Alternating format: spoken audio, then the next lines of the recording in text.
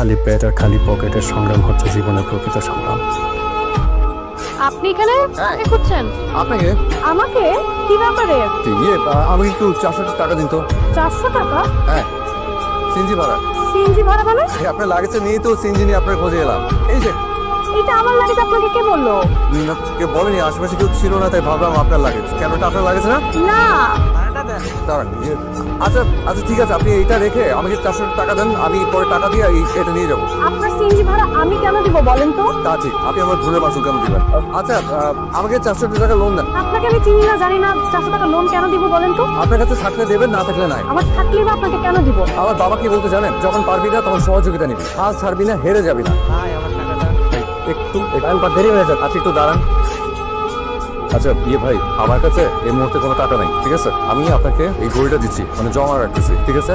আপনার কাছে অনুরোধ, এই ঘড়িটা আপনি বেঁচে ফেলেন। আমি আপনাকে টাকা দিয়ে আপনার 400 টাকা দিব, দিয়ে ঘড়িটা আমি নিয়ে যাবো। সেটা হচ্ছে আপনার ফোন নাম্বারটা লাগবে, আপনার গাড়ির নাম্বারটা আমি রাখবো, আপনার বাসার ঠিকানা। এই যে আপনার নাম্বারটা আমাকে দেন, আমি আপনাকে টাকা পাঠিয়ে দিচ্ছি, ক্যাশ করে নেবেন। আমার কাছে কোনো ফোন নাই, মোবাইল নাই আর কি।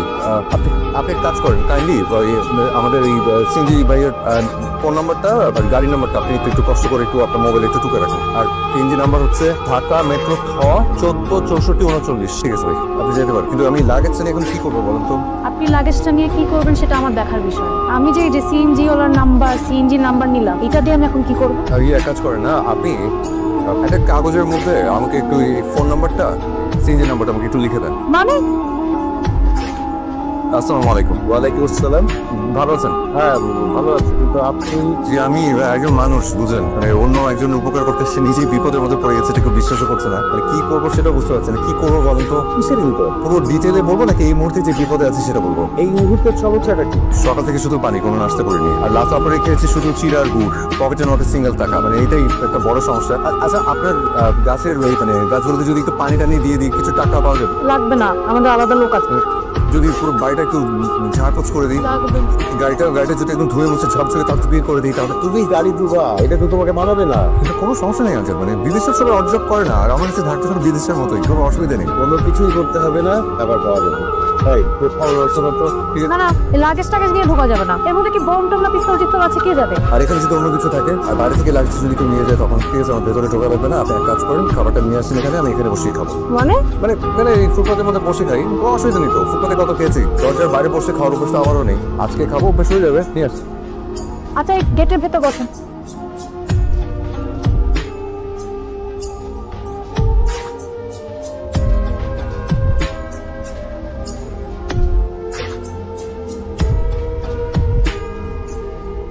খাওয়া শেষ? শেষ মানে এখন তাহে ঘুমাইতেছে, খাওয়া শেষ করে ঘুমাচ্ছে মানে? সে যায়নি, এত লাগেছে উপরে ঘুমাইতেছে। আপনি কি শুরু করলেন? কি রকম? এখানে শুয়ে আছেন কেন? কোথায় শোবো? আপনি কোথায় শুবেন, কোথায় ঘুমাবেন, এটা আমি কি করে জানবো? একটু সময় নিয়েছিলাম আর কি, মানে ভাবছি যে কোথায় কিভাবে যাবো, গন্তব্য ঠিক করছি। আর তাছাড়া খাওয়াটা বেশ জম্পেশ ছিল, ভাই খুব ভালো রান্না, আপনাকে ধন্যবাদ। একটু পরে চলে যাবো। একটু পরে মানে কতক্ষণ পরে? বেশিক্ষণ না চলে যাবো। আচ্ছা আপনাকে কথা জিজ্ঞেস করবো? এই একটা কথা যেন শেষ কথা হয়, এরপর আমি কোনো কথা শুনবো না। আচ্ছা শীত প্রথম থেকে আপনি আমার সাথে এরকম খেপে খেপে কথা বলছেন কেন? এই পুরো শহরে এতগুলো ঘরবাড়ি থাকতে আপনার আমার এখানে কেন আসতে হলো? ভেবেছি লাগেজটা আপনার কেন মনে হলো লাগেজটা আমার? কারণ এই লাগেজের ভেতরে একটা মেয়ের বিয়ের জন্য যাদের দরকার, মানে শাড়ি গয়না কিছু টাকা, এটা দেখে মনে হলো আপনার মতো ধনী করা হবে। তাই নাকি? দেখি। এখানে দেখবেন, মানে এখানে খুব অসুবিধা নেই তো? না থাক, ভেতরে আসুন।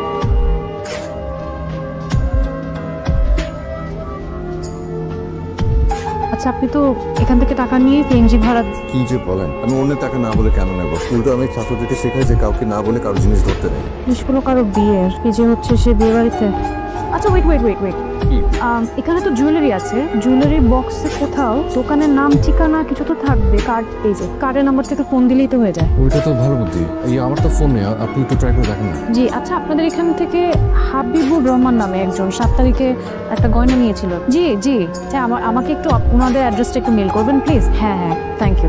ঠিকানা পাওয়া গেছে, ওরা মেল করছে, আমি আপনাকে লিখে দিচ্ছি, আপনি নিয়ে যান। শুনুন না, মানে আমি বলছিলাম যে আপনি আমার সাথে চলুন না, মানে আমার কাছে আসলে ভাড়াটার কিছু নেই। আচ্ছা ঠিক আছে, আমি ওনাদের কাজটা বলি, নিয়ে যান। মানে কাউকে বললে আবার এতগুলো জিনিস যদি মিসিং হয়, তাতে আপনি আমার সাথে চলুন না, ওই বাড়িতে গেলাম, এই জিনিসপত্রগুলো পাই টু পাই বুঝে দিয়ে আসি।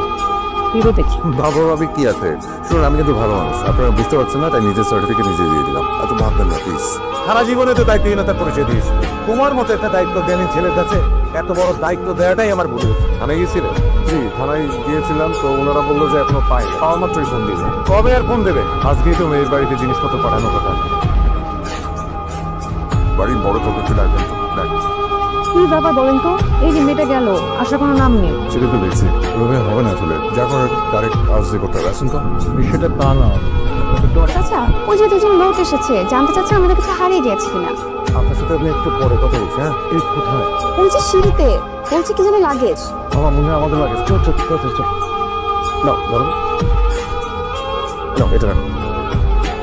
বাবা সব ঠিক আছে, অ্যাকচুয়ালি দেখতে ঠিক হয়নি। আলহামদুলিল্লাহ। যাক আলহামদুলিল্লাহ, ধন্যবাদ আপনাদের সবাইকে। আরে না না, ধন্যবাদ তো আপনাদেরই পাওনা। আজকে গায়ে হলুদের অনুষ্ঠান, আচ্ছা কাল আমার ছেলের বিয়ে, পরশুদিন বউভাত। এই দুদিনের অনুষ্ঠানে আপনাদের সপরিবারে দাওয়া। ওনাদের কার্ডটা দিয়ে দে, আর ওই দুদিনের ব্যাপারটাই ভালো করে লিখে দিস। হ্যাঁ আমি আসলে ভীষণ খুশি হয়েছি আপনাদের জিনিসটা আপনাদেরকে ফেরত দিতে পেরে। আর এখন একটা প্রয়োজনীয় একটা কথা আছে, ওটা বলি।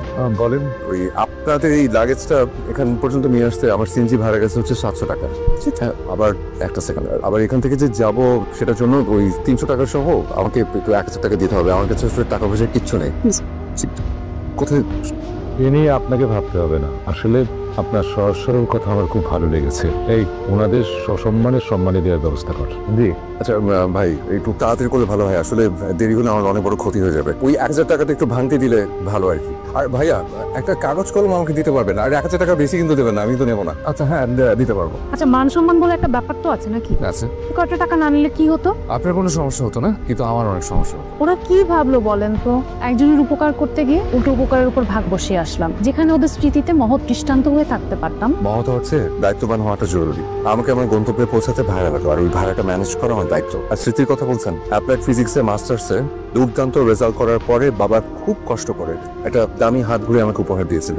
আমার বাবা মারা গেছেন, বাসার সামনে সিএনজি ভাড়া মেটাতে গিয়ে ওই ঘড়িটা বন্ধক রেখে বাবার সম্মানটা বাঁচিয়েছি। স্মৃতির চেয়ে সম্মানটা অনেক বড়। নিন 300 টাকা কি আপনার ভাড়া। লাগবে না? ওকে নো প্রবলেম, কালকে বিয়ে বাড়িতে গিয়ে ফিরে দিয়ে আসবেন। নিন এটা খুলে থাকে। বিয়ের কার্ড। শুনুন না, কার্ডটা বেশ সুন্দর। জানেন আমার না বিয়ের শাড়িটাও খুব পছন্দ হয়েছে। বিয়ে যে গয়নাগুলো সেগুলো অনেক সুন্দর। নিশ্চয়ই কালকে মেয়েটাকে দেখতে সুন্দর লাগবে, তাই না? মনে হয়। যাবে? হ্যাঁ আমাকে এখনই যেতে হবে। সেটা বলছি না, কাল বিয়েতে যাবেন? আপনি যাবেন? যদি আপনি যান তাহলে না, মানে বিয়ের শাড়ি গয়না এত সুন্দর, মানে হয় না মাঝে মাঝে খুব দেখতে ইচ্ছা করে মেয়েটাকে কেমন লাগবে। আমার হাতে একেবারে সময় নেই, যদি থাকতো তাহলে আপনার কথাটা রাখতাম। সরি। সারাদিনের সুন্দর কথাগুলোকে ঠিক না বলে ফেলে দেবেন না প্লিজ। সারাদিন যে আপনাকে আমি চিনেছি সে আপনি না, এই আপনি সত্যিকারের আপনি। আজ রাত 4টায় আমার ফ্লাইট। বলেন কি? জাপানে একটা স্কলারশিপ পেয়েছি। আগে বলেননি কেন? আগে বললে কি হতো?